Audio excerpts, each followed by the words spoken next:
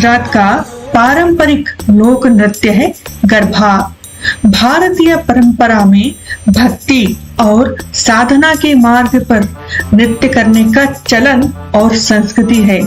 हमारे भारत की संस्कृति में नृत्य को भगवान के लिए ही किया जाता था। भगवान को अर्पण करते हैं नृत्य, भक्ति का एक मार्ग है नृत्य। तो ऐसे ही लोक पारंपरिक नृत्य है गरबा। चलिए जानते हैं गरबा क्यों और कैसे शुरू हुआ।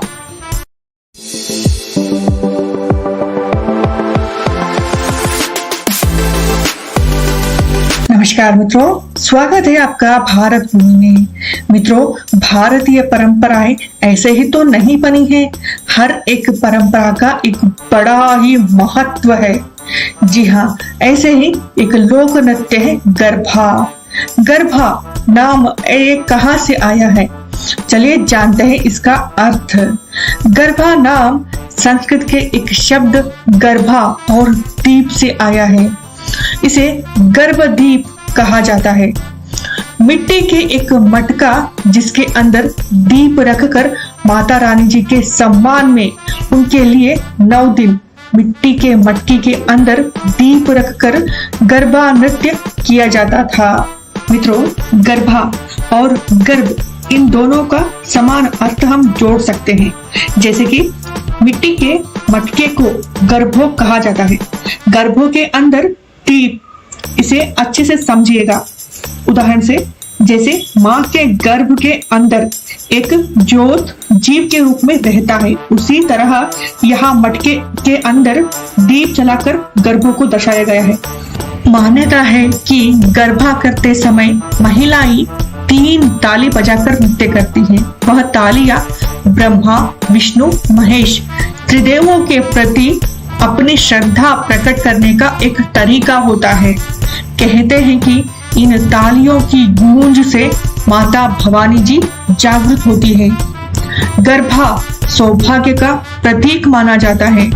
डांडिया, ताली, मंजीरा आदि कई चीजें बजाकर गरबा करने का चलन है। 9 दिन माता रानी के समक्ष गरबा किया जाता है। गरबा आराधना करने का एक पारंपरिक तरीका है। माता रानी के प्रति श्रद्धा प्रकट करके नृत्य करने का एक तरीका है। शुरू के समय में कच्चे मिट्टी के घड़े को फूलों से सजाया जाता था।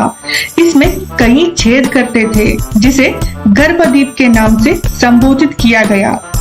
गर्भदीप के चारों ओर स्त्रियां और पुरुष गोल घेरे में नृत्य करके माता रानी के लिए, उनको प्रसन्न करने के लिए ही नृत्य करते हैं। शुरुआत के समय महिलाएं उस मटके में दीप के साथ साथ चांदी का सिक्का, सुपारी, नारियल ये सब रखकर अपने सिर के ऊपर मटके को रखकर नृत्य करते थे।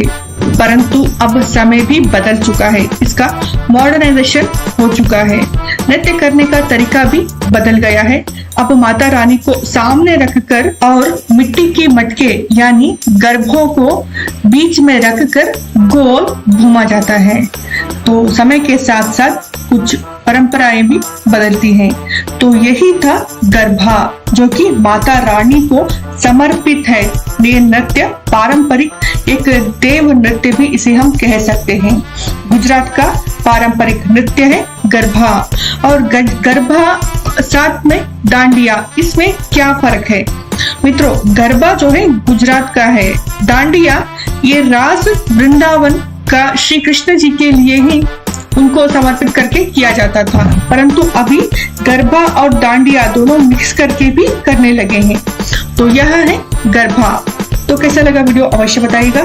बहुत बहुत धन्यवाद। नमस्कार।